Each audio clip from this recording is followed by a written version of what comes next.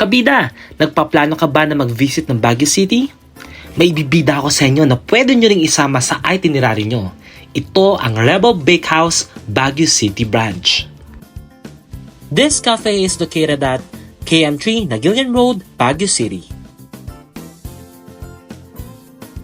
Pagpasok mo pa lang sa kanilang cafe, ay bubungad na ang napaka-aesthetic na dining area.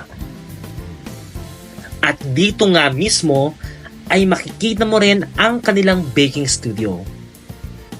Talagang napakalawak rin ng kanilang dining area. Napaka-presko at mafe-feel mo pa rin yung lamig ng simoy ng hangin ng Baguio. Bukod nga rito, ay napaka-warm at napaka-welcoming ng kanilang staff. At dito rin ay makikita nyo kung paano ba nila binibake ng lahat ng mga napakasasarap na mga pastries na ito.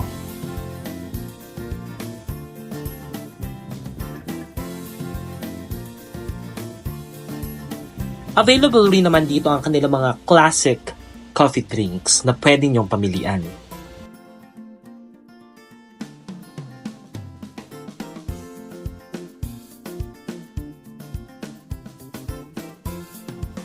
At ang una nga naming in-order ay ang kanilang mga pastries. Isa sa mga ipinagmamalaki nila rito ay itong Black Sesame Calamansi Croissant.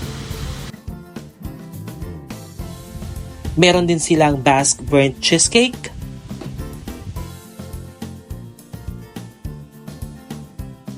At syempre, ang classic Pao Chocolat.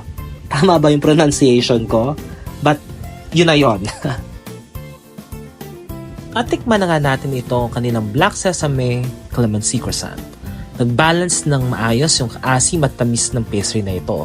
10 over 10. Panalo rin naman talaga itong kanilang Pain au Chocolat.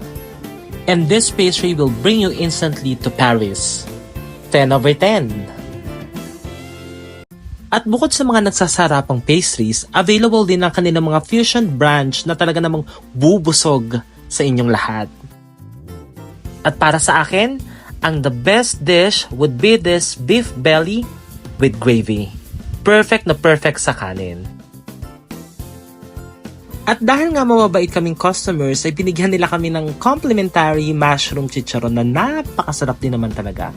Overall experience with the food and ambience, perfect 10. And this experience is even more memorable dahil kasama ko ang buong Variables Coffee family. See you again in my next video. Bye-bye!